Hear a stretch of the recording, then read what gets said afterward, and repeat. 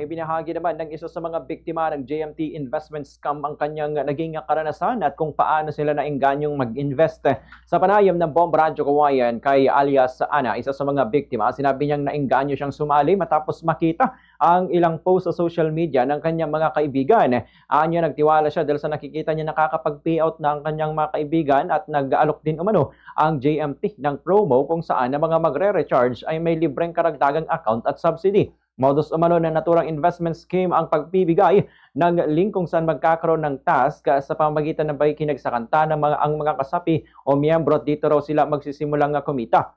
Ang kanilang kinita ay maaari nilang ma-withdraw sa itinaktang araw depende sa halaga ng ipinuhunan. Ipinangako rin umano sa kanila na mababawi ang puhunan at magkakaroon pa sila ng lifetime subscription na may tiyak na kita bawat araw. Nakatakda sana niyang makuha ang perang na ininvest noong November 28, ngunit nag-shutdown na ang platform noong November 27. Sa kabuuan, umabot sa 14,000 pesos ang perang nawala sa kanya. Matapos naman na mag-shutdown ng kanilang account, nakatanggap pa sila ng advisory kung saan inutusan silang magbayad upang mabuksan muli ang kanilang account.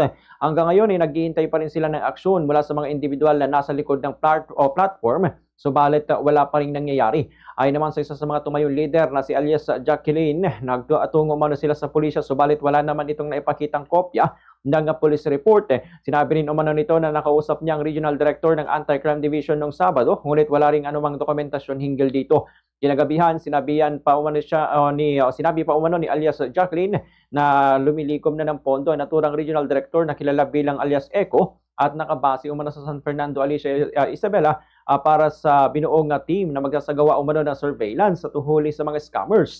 Personal din umano niya nakachat si alias Eco upang humingi ng update sa umano'y investigasyon, ngunit wala umano itong maibigay na malinaw na sagot.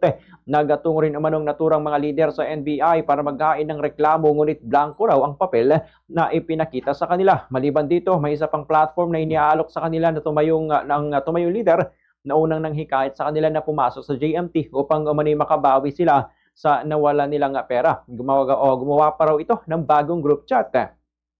Ang naturang leader na si alias Jacqueline ay kilala umano sa Jones Isabela na madalas magsagawa ng mga charity events sa lugar. Ganito ang bahagi ng pahayag ni alias Ana. Kung mas mapapagaan po pagka kung mali na, wag nang dagdagan ng mali. Huwag nang dagdagan. Tapos for awareness, wag na tayong sumali sa kung ano-ano. No easy money. No easy money. So good to be true.